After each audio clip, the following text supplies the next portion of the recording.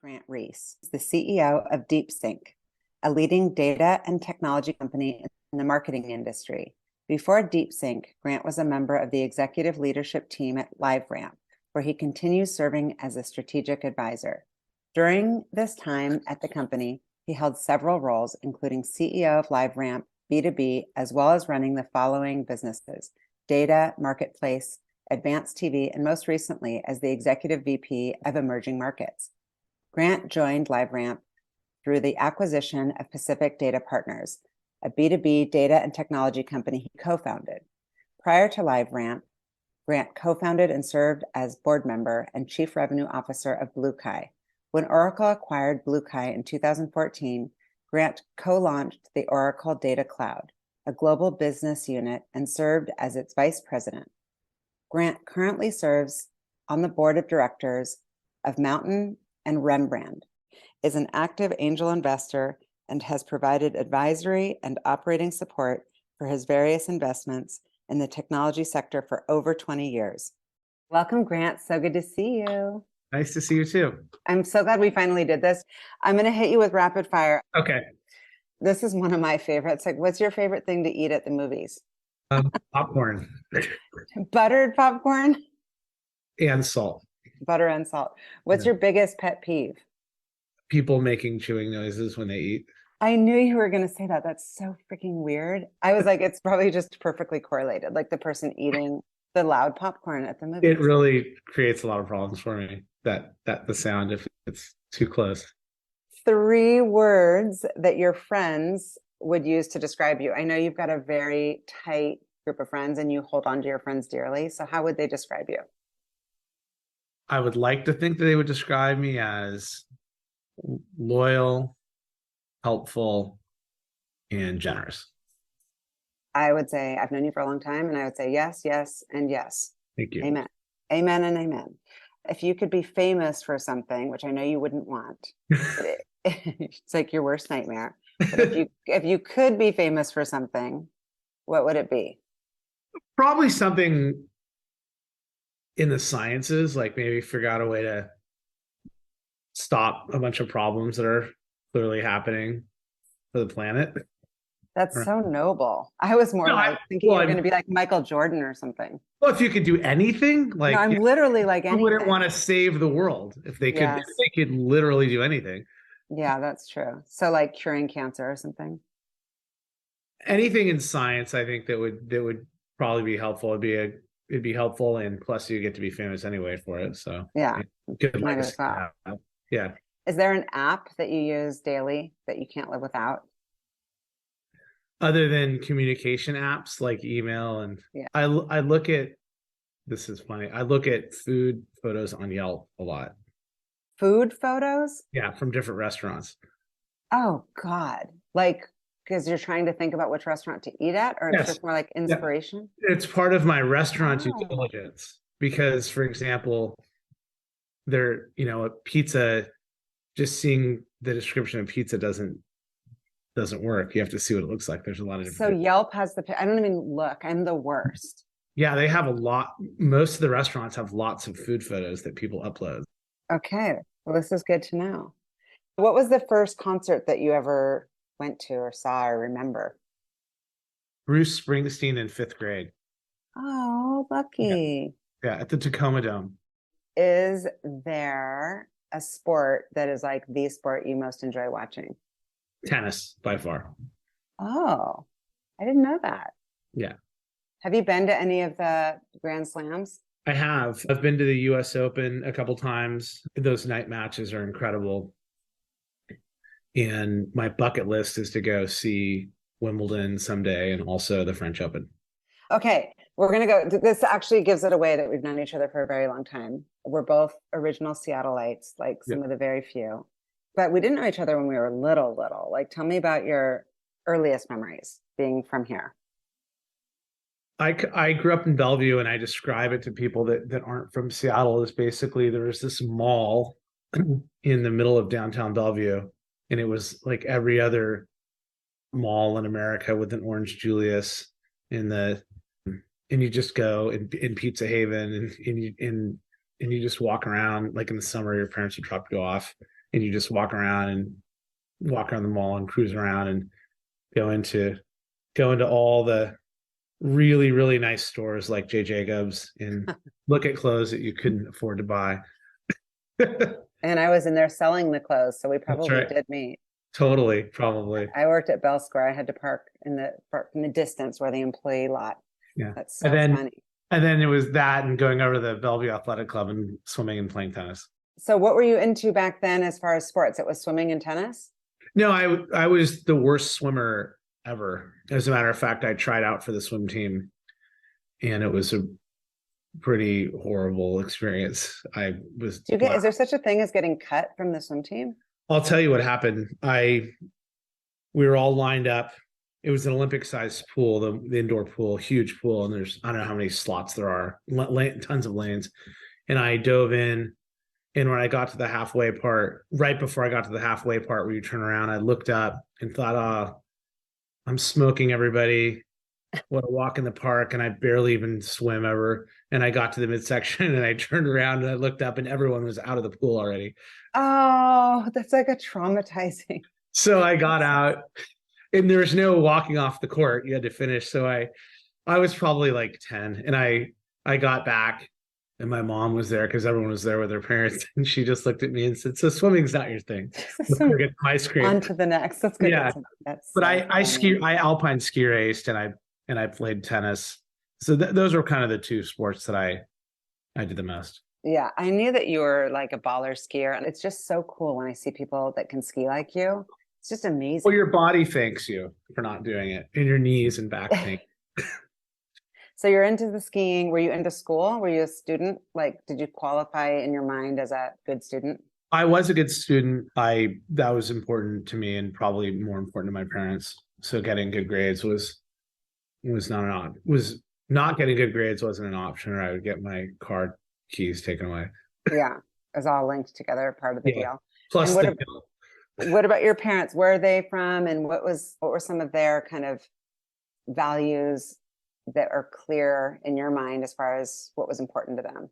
my dad's family was from Germany, and my dad grew up in Bellevue actually, and grades were really important to him, and he was a doctor, so obviously it's important to get really good grades and if you want to become a doctor.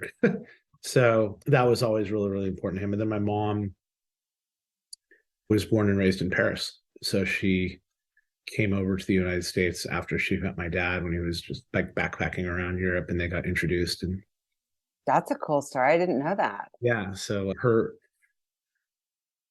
family's all from France. So Did you spend time there growing up? yeah, I spent and during the summers when I was a kid, I would go over there pretty much every summer and That's so cool. visit with the family over there. And then yeah, so they met over there and got married, and then my mom moved here, and so I kind of went back and forth, and I'm a dual citizen too. I don't think I knew that either. That's very cool, especially in the world as it is right now, right? We all want dual citizenship. Right. And it was really neat in grad school because I lived over there. So that was fun to get to spend a summer in Paris. And you still have family there? I do, yeah. I have a few family members over there. That's very cool. And so when you're like abroad and telling people about Seattle, is it like when you're describing it, as you mentioned, is it an idyllic place in your mind? Or do you think of places like New York and Chicago and San Francisco, like big LA, bigger cities? Do you still think of Seattle as like a small town or a big city? I still think of it as a small town. Other people think of it as a major city, and that's probably the main difference is when you tell people you're from Seattle, if you tell people that you're from Seattle now, the reaction you get is very different than 30 years ago when you told people that. Now it's always been an important city. Now it's a really, really important global city, obviously, because you have everything from Microsoft and Amazon and Yeah. Starbucks. It's pretty unbelievable what's come out of this city. I mean, it's and crazy. people from overseas, they think about Nirvana and Jimi Hendrix and all these other Bruce Lee and all these amazing people that are from Seattle that we lay claim to. Right. And when you were little growing up, did you want to be a doctor like your dad? No, because I really don't like blood or guts or anything, needles, I don't nothing. like any of that either. I can't deal. Yeah, I would have What been did you want a to medical be? doctor. I actually wanted to be a lawyer, believe it or not. You'd be good at that. That was my plan. And then my uncle, who's a lawyer, talked me out of it, and I didn't have a good backup. So I had to go figure it out on my own.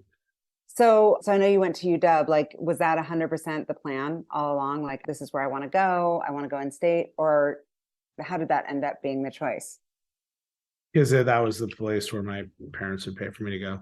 So it wasn't really much of an option. Yeah. So you're like, I'm going to UW, and It was if you go there, we'll pay for it. Otherwise, you have to figure out a way for pay for it yourself. So I said, okay, well, that's not much of an choice. I'll just yeah, get it for free.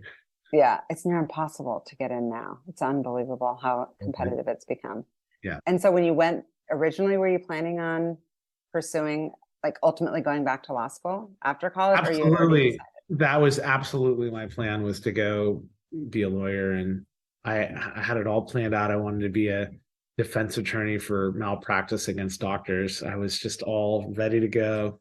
How And crazy that you were so clear on what you wanted to do and be. I had no idea. I was yeah. just taking classes that were like close enough to the sorority that I could like walk and be lazy.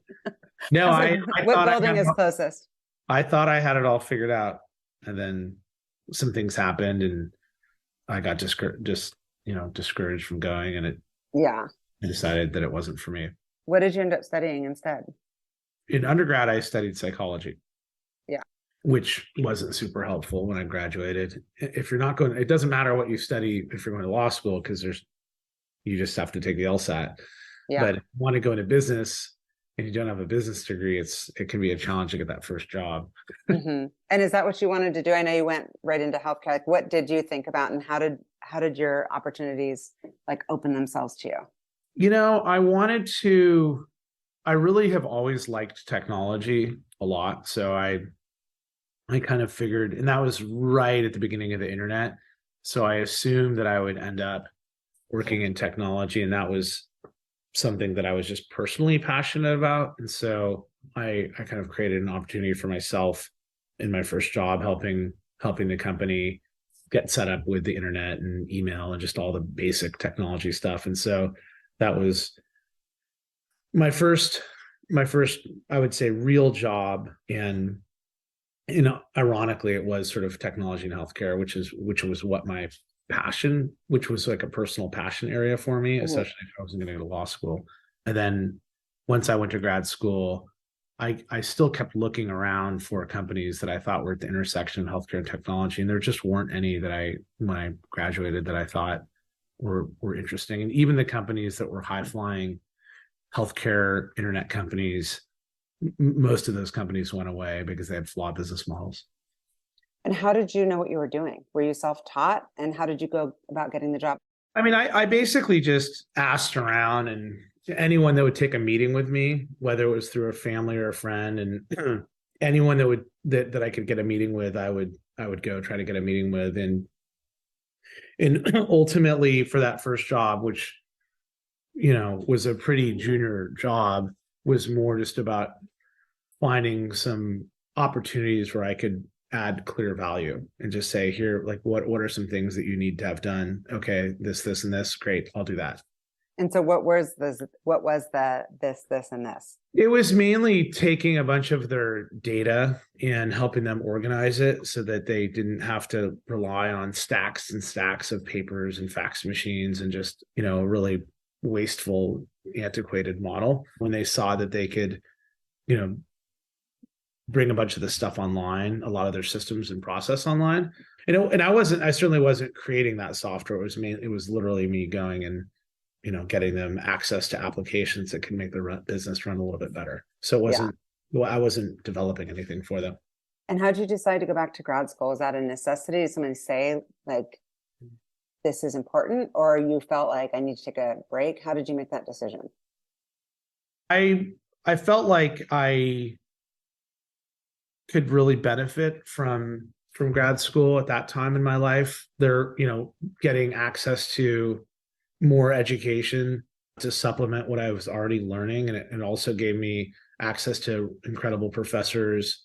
And and exposure to a bunch of areas that were really, really important for me to learn about. So it wasn't a break and it wasn't a requirement. It just felt like a good next step.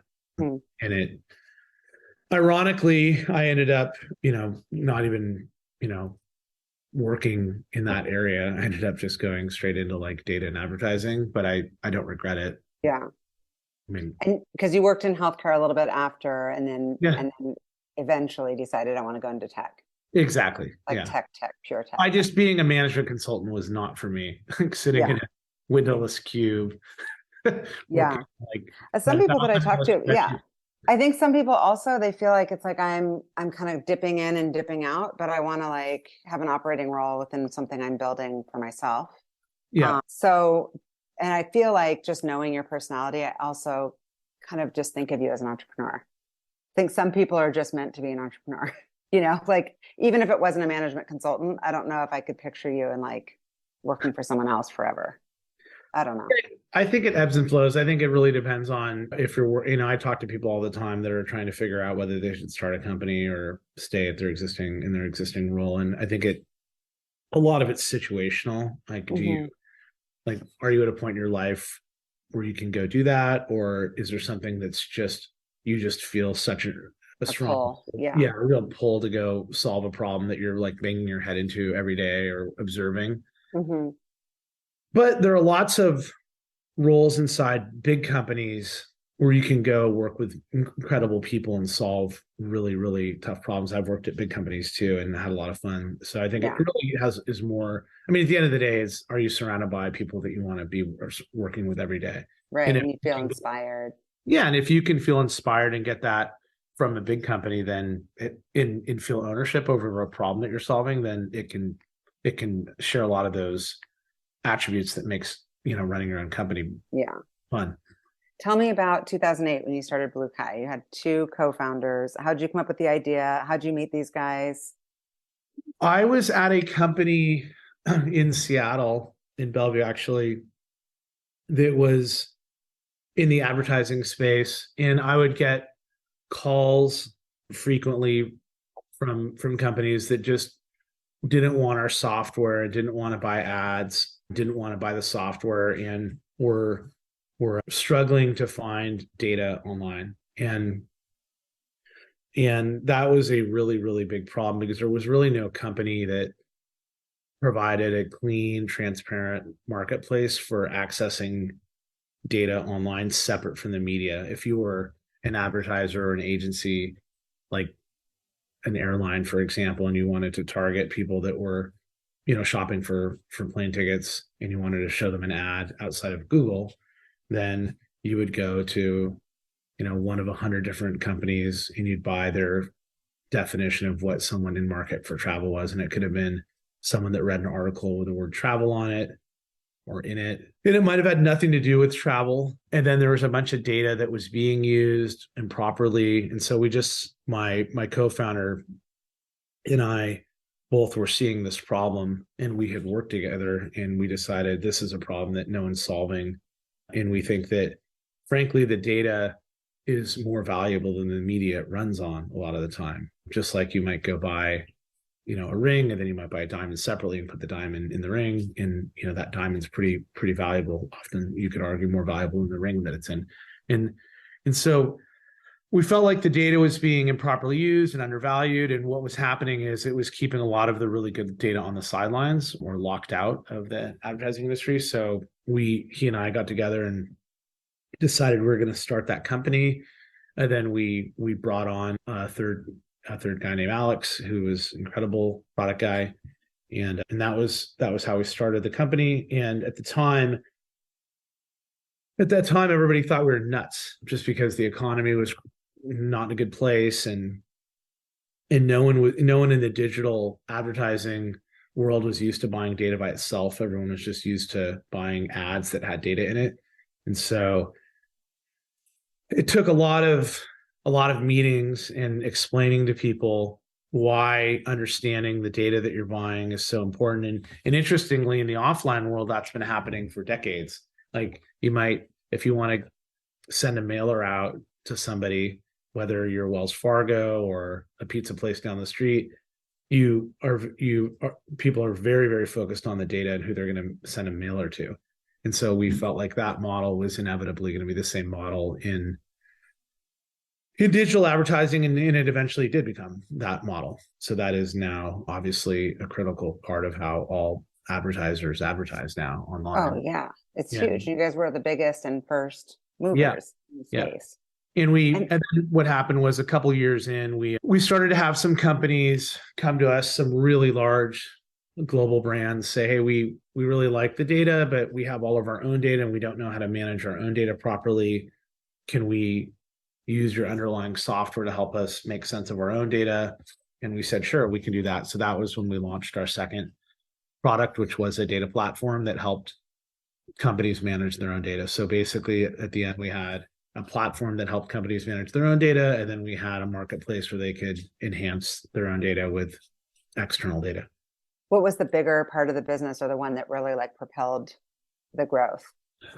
They were both, I would say that they were both really, really important. The software part of the, so one was a software business and one was a data business. I think the software business was a SaaS business, and that I think they were both really important and they were complementary to each other. So I wouldn't say that one's more important. If you think about now, even today, companies really, really rely on data to make their businesses run and to understand analytics better, but they also need systems to manage their own data. So I think the two are super complementary. I wouldn't say that one's more important. I would say that they're both absolute requirements for businesses to. Yeah. Today it seems so like, yes, but it's unbelievable that people weren't doing this back then and that you guys had the vision for it. So tell me about your co-founder, your original friend, buddy from work, Omar, that you co-founded the company with.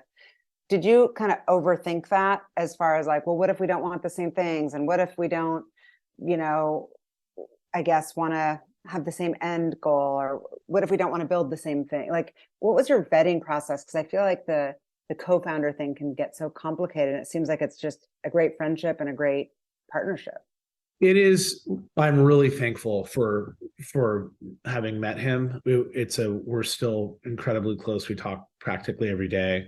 But Omar and I worked together. He was, before we even started the company together, and he was a product and marketing, and he's also highly technical, and I was more on like the partnership and relationship side. And so we had brought to market some ideas and worked really, really well together. I think the main reason why we worked so well together was there's just a 100% trust, and there always has been. And we earned that trust over getting to know each other for years, even before we started the company. And then when we started the company, I think if you're anchored in trust, then it allows you to make decisions very quickly. And if they don't work, then that's okay. Not every decision, that we didn't have to agree on every decision, and one of us wasn't always right. But I think I would say that there's just a lot of trust.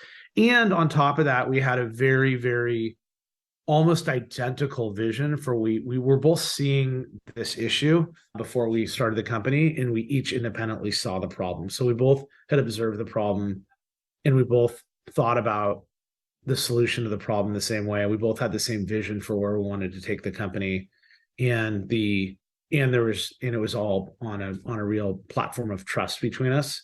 So that's awesome. And so I think we rarely did we fight.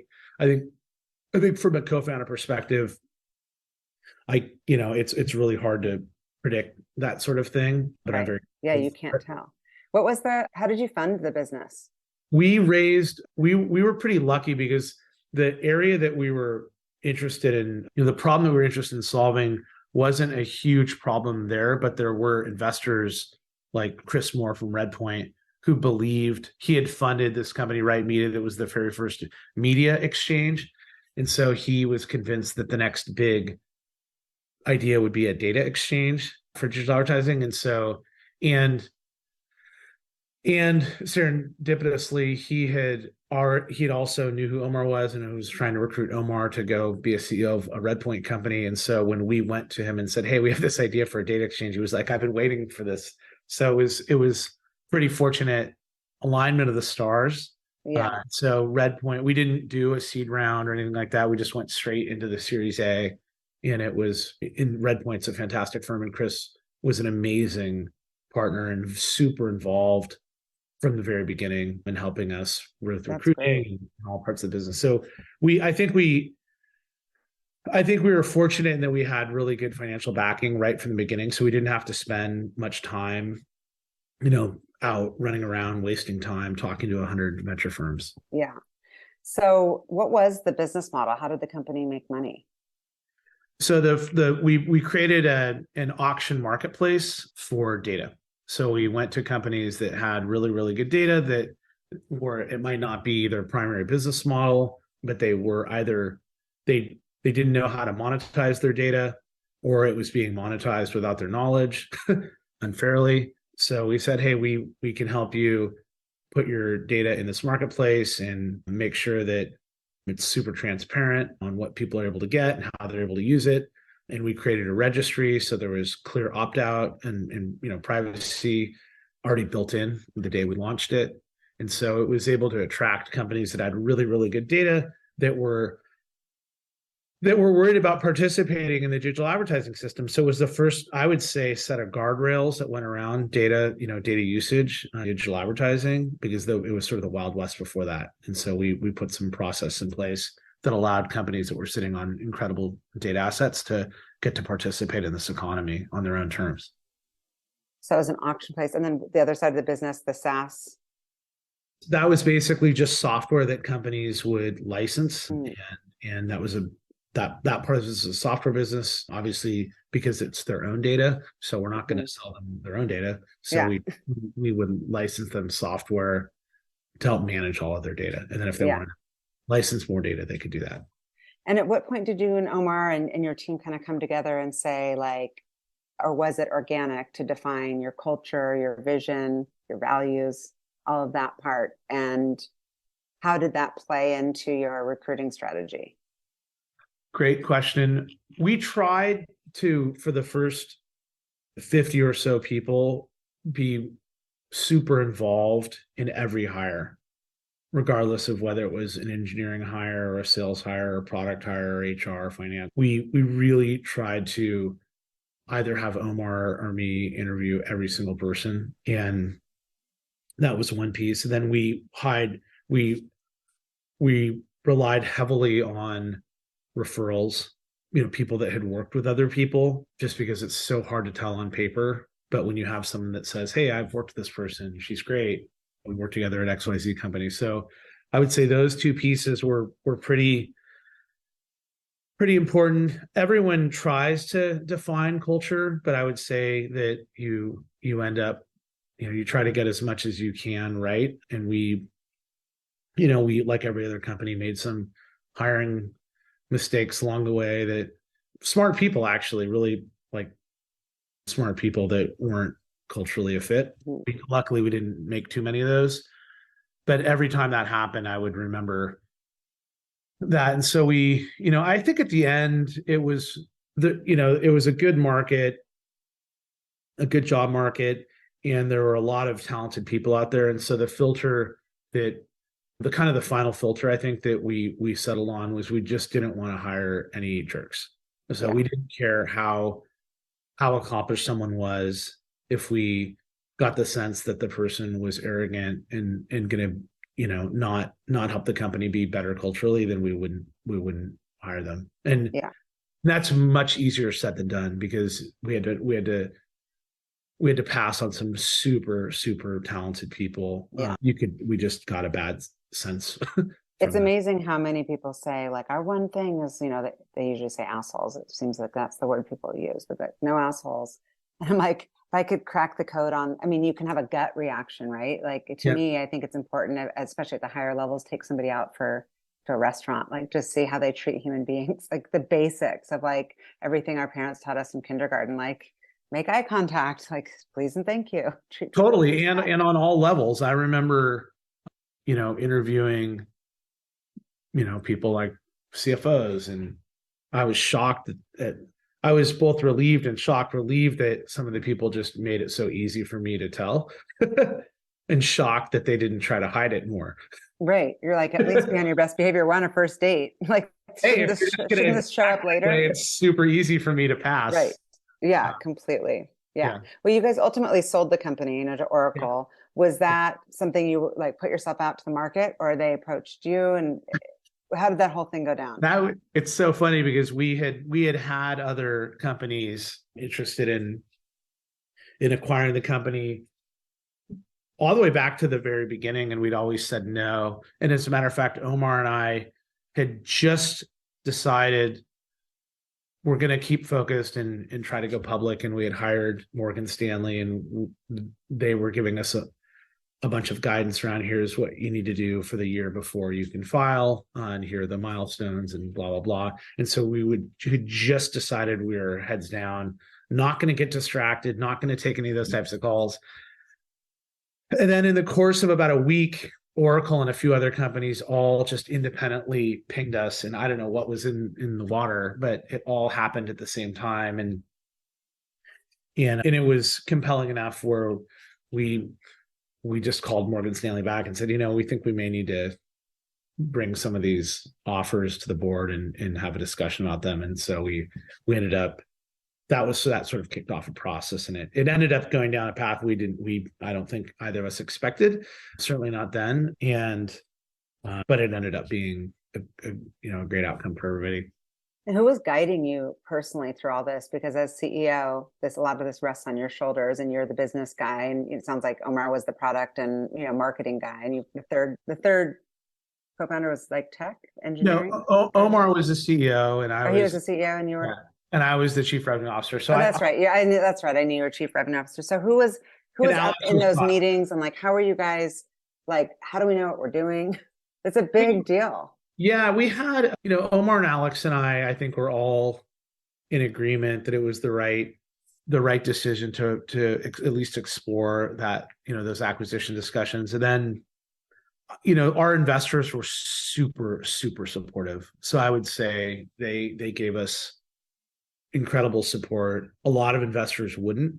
A lot of investors are not thinking about the founders. And I think our investors really put themselves in our shoes and thought about us and in the market and were really supportive. So I don't know that it would have had that kind of outcome without their support either. They were great. Yeah.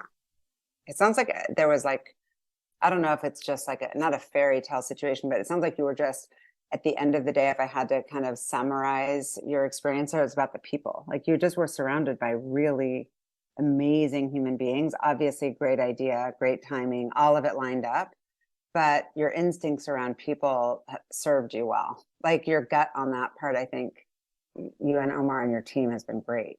Yeah, and if you look at a bunch of the folks that were at Blue Kai, they've sort of sprinkled around, and many of them are in really, really amazing roles at, they've gone everywhere, Google and Facebook and Snowflake and Amazon, and had amazing careers since then. So and how was the transition for you guys to Oracle, especially because as it's like your baby and you're transitioning the culture and the people and just the systems, everything? How was that experience?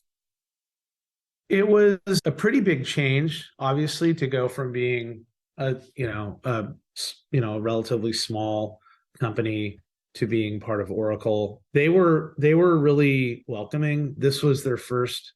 They were at the time, Oracle wanted to make take an aggressive position into outside of traditional databases and into the marketing stack. And so they had, acquired an email company, and they felt like this was a very strategic area for them. So that gave us, I would say, outsized exposure inside of Oracle. And another really neat experience was they allowed Omar and I to start a global business unit. So we started the Oracle Data Cloud, which ended up being a really important part of the data ecosystem. And then we got to expand that business through like organically and inorganically, including a pretty significant acquisition. It ended up being several acquisitions actually for that division, for that business unit. So I'd say that, the parts that were challenging are probably not unique to us, just being, new inside of a company. Yeah. and learning all the systems. But I would say on the whole, Oracle was pretty, pretty generous and allowed us to go continue to build on that vision. So And when did you leave Oracle? And I guess some people have that mentality, and I think we're hitting that age where some people are just kind of like chilling. And knowing your DNA, you probably won't be chilling ever. But I think probably maybe I thought you would be going down the route of mostly doing investing things and advisory things and not necessarily taking on like full operating roles. Like, was there a part of you that was like, I'm going to force myself to take a big, huge, long break, but I just kind of can't? I tried taking some breaks. I have tried taking some breaks along the way. And what I've found is I really like working with people that I like to be around, and I love technology. And so I think and I have done a fair amount of advisory and investment work, and I get a lot of personal satisfaction out of that. So even if I think the concept of like working versus not working is, that's sort of a pretty binary way of thinking about it. Right. I think from an operating, like being in an operating role versus not an operating role, that is pretty clear. But when I left Oracle, I decided that I wanted to learn about other industries and spend more time. I wanted to see if there was anything in healthcare that was interesting. So I basically helped a couple of different companies that range from healthcare all the way to logistics as like investors, advisors, and even some operating support. And then I ultimately ended up starting another company with a guy that worked for me at Blue Kai. And that company, at the time, I wasn't an operator. We didn't raise any venture money. I basically funded it and was the investor, and he was the operator. And then I was going to go join it in an operating capacity, but then it got acquired by LiveRamp. And so I ended up, as part of that, running that at LiveRamp. Yeah. The whole process of getting back into the operating mode happened sort of pretty quickly. Like accidentally and quickly. Yeah, kind of accidentally. And yeah, just sort of, I ended up falling into that situation again. Yeah. I'm like, and there you are. Yeah. Then now I'm back at it. Yeah. And now here you are back at it again. So tell me about what you're doing these days, and also just seeing the trajectory and kind of the path that you've been on. I'm super curious when you're like in your happy place, or you're in kind of the mode of you and you're at your best. Is it those early days when the ideas are flowing? Is it like, I guess, everybody has their sweet spot of like, yeah, those were the days kind of thing. Yeah. I'll answer the second question first. For me, it's fun when you see stuff start to click, even if it's it can be really early on, it can be later on, but when you're hammering away at something and you start to see your idea snap into place, and you start to see customers or partners their businesses benefit from it, and they're getting real value from it. That's a pretty fun experience. And that radiates within an organization. I mean, I don't care what division you're in at a company, when you see, an email, like an internal email that describes how the product or the work that everyone's doing is really, really having a real impact, not just at a company, but maybe on an industry. That's pretty special. And people get really, really excited. And so it's this snowball effect. So I like when I start to see that what I'm doing is having an impact. And then I like to see that impact on the people at the company, and it makes them more excited. And it's probably an overused analogy, but it's probably a little bit like, a baseball team that, once they start clicking and winning games, then it can become it can take on a life of its own. 100%. Yeah. I love that. I've never actually, I don't ask that question all the time, but I'm always curious about it. And I've never had somebody answer it that way. And it makes perfect sense. And it gives me energy just thinking about it. Yeah. That totally makes sense. Yeah. And so tell me about what you're doing now. So right now, continuing to do some investing and some advisory work. I'm on the board of two companies that I love. One is Omar, my Blue Sky co-founder. He has an AI company, and it's incredible. They're working on some really interesting ideas around advertising, and in particular in video. And then I'm also on the board of a connected TV company called Mountain.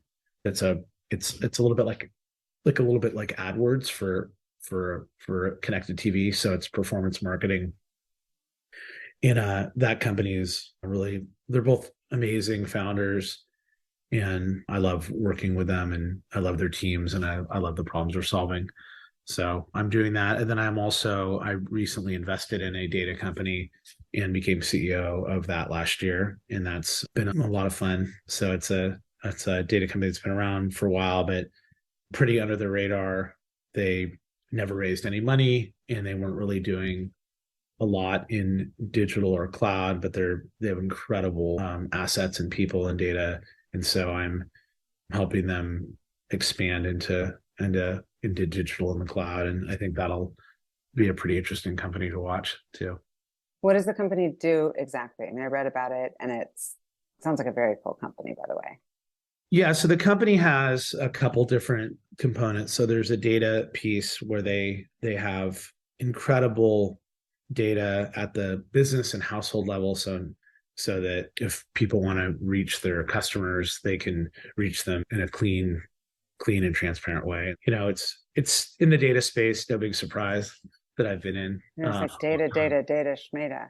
Yeah. It's all about the data, which yeah, and a lot of the data, a lot of the companies, at least in marketing, either don't have access to great data, or they don't know how to use data, or there aren't mechanisms for them to use data in the way that they want to use it. So we're helping try to address some of those issues that have been pretty painful for companies over the last several years. We've always looked at data. We look at things, in recruiting, like submittals to interviews to offers to acceptances, like the metrics are more. And then we look at data around, the types of target candidates. And obviously there's lots. But to me, the more I dig into it, the more I'm like, it almost feels addicting. Like it feels like, where is the beginning and the end of data? You do know what I mean? I don't know if that's a weird question, but it's like, we can get stuck in meetings where I'm like, okay, guys, I got to call uncle here. We can't keep, it's like, where do we even stop tracking data? Yeah, it's a really bizarre problem, because more data is being created now than ever before. And it's being created in all these new areas. And so it's basically a broken fire hose of data. So on the one hand, you have more data than you've ever had before. And then on the other hand, it's hard to get that data into a place where you can analyze it and start to make decisions. It can be very, very overwhelming. 100%. People. And so that's one of the reasons why I like this company is we think we can help companies enhance their own data and get access to data that helps them make decisions and helps them communicate better with their customers. Mm-hmm. I read that you have some partners, like obviously like Oracle and Meta. What are some examples of ways that these companies are utilizing your business? Like, how are they partnering with you? They can work with us in both offline and online, so we can help them with their data, or if they need data in anything from direct mail all the way through connected television. But for example, with Meta, advertisers have to bring their own data to Meta. I mean, Meta has data, but advertisers, if they want to bring their own data to Meta, a lot of them choose to bring their own data that is outside of the data that Meta has. And so we have an integration with Meta that allows them to access and port data over to Meta or Facebook. And it's really, really easy to use and self-service. And that integration and getting that data into Meta can be a real challenge. And especially for the kind of the middle market, companies oftentimes don't get, like the SMB market, don't get a lot of resources. And so they can, we have thousands of customers now that are using that. And it's a completely self-serve platform. So they can just log in and upload their data or access data and make it available as part of their Facebook campaign. And that's one example. And there's also companies that want to use data for analytics to better understand their own customer base, create a 360 view of their customer. So there are lots of different ways the data can get used. Super cool. And it just kind of depends on if you're an advertiser and you want to enhance your own, customer profile store, or if you're a company that sells ads and you need data to make those ad products more enrich those ad products. So it depends. And frankly, there are use cases that have nothing to do with advertising too. So cloud applications and other types of digital applications that can use data that are beyond just advertising. So the data doesn't really care where it's being used, as long as it's, used in a compliant way and, you're well within the guardrails of how and where data should get used. We're pretty careful about that. Yeah, that's an area that you probably know everything about, and I don't know a ton about. Is that changing, and is that something that's like heavily regulated? It's changing all the time, and it's the folks that sort of wait around for the changes to happen, I think are that's not the best strategy. The way I look at data is there are things that you can do, there are things that you can't do, and there are things that you shouldn't do. And to me, there's no difference between what you shouldn't do and what you cannot do. To me, they're the same. Yeah. So you don't want to wait around for legislation to tell you that you're doing something that you shouldn't do. You should just not do that out of the gate. Yeah. Yeah. And so if you're like, my business is pretty simple. It's like recruiting, but you're like, oh, I'm in data, blah, blah, blah. And I would imagine at like a cocktail party, or if you're talking to Naomi and her friends, that they're kind of like, wait, in one ear, out the other. Sometimes it just kind of, all these companies that talk about data kind of blend together. Mm-hmm. How would you generally explain? This might be a weird question, I guess. If you're talking to Naomi, who's your daughter, right, and you're just talking to her about data and how people can use it, how would you generally explain to her why it's important and how companies what the ROI is from looking at data? And then also, if I'm a person listening and I own a company, how do I even know where to begin to look at my data? I mean, I might even, if I were explaining it to Naomi and you were there, I might even just use your company as an example. So you have. So I'm getting like free advice right now. This is amazing. Well, I led you into this, Grant. Here we go. Perfect. Here we go. When it comes to using data, for example, in marketing purposes, so you have a recruiting firm and you want to reach certain types of potentially either prospects or business decision makers, you have earned media and paid media. So you might have, an email list that you use to target people that are either have been prospects of yours or customers in the past, to tell them about, you just hired a woman to run your pharma practice, right? Or your IT, a new practice area for you. Or an aerospace practice, whatever new practice you're launching, and you've hired this new person, you want to get the word out. So you might send an email campaign out, and you might, put some information up on your site about it.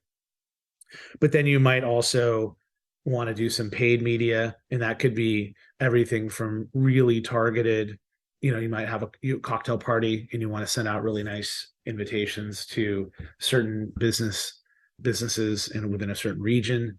So you might buy a list of B2B decision makers at firms where you feel like they would be great at the decision makers. That's data that you can go license. And you might also have a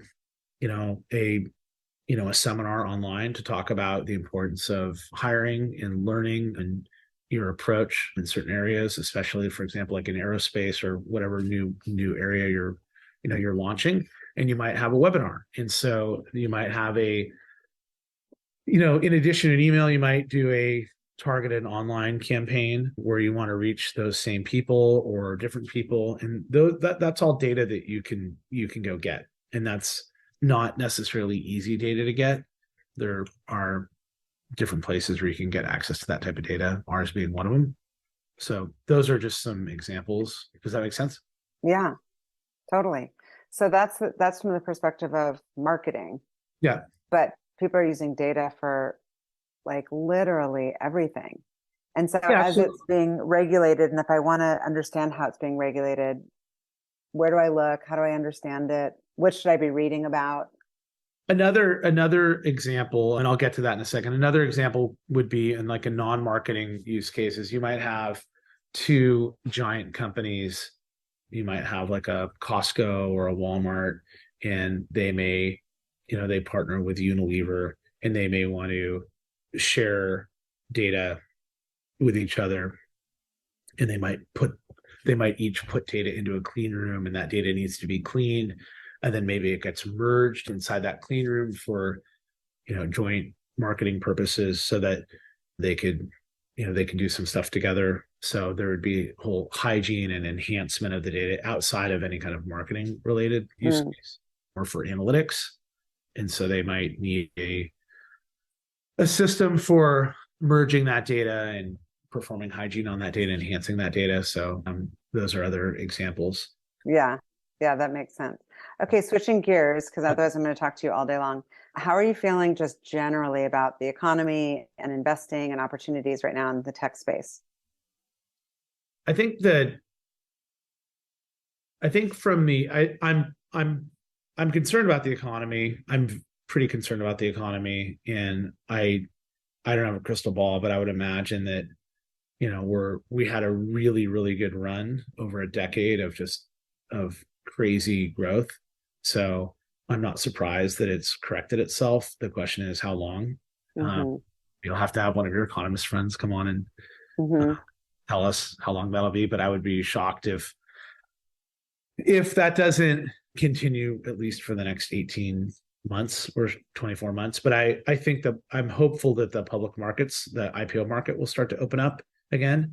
From an investing perspective, the entrepreneurs that I like are the ones that don't try to time things and just are passionate about going and building amazing technology to go solve problems. And they don't sit around, wondering, they don't think too much about the economy. They're just focused on solving the problem, because generally the problem they're solving is a problem that's been around for a long time or will be around for a long time. I mean, Right. if I had worried about the economy and starting a company during, a good economy or a bad economy, I never would have started Blue Kai. Couldn't have started in a worse economy. And you can't time everything. So, it's just like anything else in life. If you want to go do something, then You just got to get up and go do it. Yeah. Yeah. Then I still invest. I try to invest in companies that I can get passionate about and also have some value to add to the company. So you're working, you're investing, you got the dad thing going on, you're crazy busy. How are you able to, I guess, keep your mental health strong, your physical health strong? What are you doing to unwind and just kind of chill out? I should exercise more. That's the most important thing. I try to walk. I mean, it sounds silly, but I try to do the 10,000 steps. That's not silly at all. There's like all this longevity stuff. Like it's all about the steps and the sleep and the blah, blah. Yeah. So I try to focus on, I try is the key word, to get the right amount of sleep. And I try to walk a lot. Obviously, any additional activity like skiing or tennis or sports or pickleball or whatever people are playing now is just another added bonus. But I think little things matter. So for example, if you just do a couple of phone calls that aren't Zoom calls, if you can, just walking, if you don't need to be in front of a computer looking at numbers or something like that, a couple of those a day can really, I find, have a lot of positive impact for me. Yeah, that's smart. And I do think the mental health problem is impacting. It's certainly impacting everyone, like directly or indirectly. I don't know a single person that isn't impacted by it.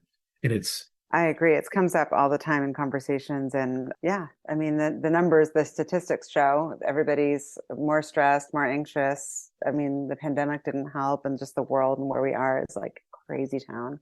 Totally. The world and everything going around us, it just feels like It's a nutty moment right now. So I'm not surprised to learn that you're doing stuff to take care of yourself, because I always think of you as being pretty balanced. But what would I be, I guess, surprised to learn about you, or what our listeners would be surprised to learn about you? Gosh, it's a good question. Don't throw me off too much. I'm like, should I be scared? No, I wish I had something that was interesting. I probably the biggest thing for me, and this wouldn't surprise your listeners, but it probably would surprise you, is post COVID, the amount of travel I've done. I used to be on a plane every single like week practically, and my travel has pretty much ground to a halt. And that probably, I mean, I was in New York last week and I'm actually going to LA this week. So I feel like it's still starting to pick up, but that I haven't, I don't feel like, at least for me and for a lot of people I know, that the travel piece, it's just starting to turn on again. But I don't know if the amount of travel and the way companies look at travel, like this whole, whether it's travel or like being in the office, I don't feel like there's a clear answer for that yet. That is it's certainly not a one size fits all. And that's something that I'm noticing for myself. If I don't need to, like, I used to, I think, just travel a lot more. And so I'm traveling less now. And I also think that people underestimate the muscle and the fortitude it requires to travel a lot. I know that for me, you sort of have that travel muscle, and mine is not what it used to be. And I don't know if it's just because I'm older, but that's something that I surprised a lot of people that know me, just because I used to travel all the time. And now I'm just traveling a lot less. Yeah, just get into like a mindset. Yeah. So is there anything that you're thinking about, like what's top of mind right now as far as like ambition, and then what's top of mind right now as far as like fear? I try to not, I would say that I need to do a better job of not being as fearful of the things I don't control, but I'm not very good at that. I still worry. I mean, there's a lot way outside of business that I'm worried about that I try to not dwell on too much, or to the extent that I can have an impact in my own small way that I would like to. Mm-hmm. I think I forgot what the first question was. Oh, Ambition. Like, what are you thinking? Like, I feel like, both of us were at the same age, and every year that passes, I'm a little bit like, this is the year I don't even know what, I have stupid things in my mind, and then it's like another year is gone. And it might be an ambition, and they kind of waffle, but it could be something like do a triathlon, or something physical, or something spiritual, or something, business wise. Are you a person who's setting goals or thinking about ambitions outside of business?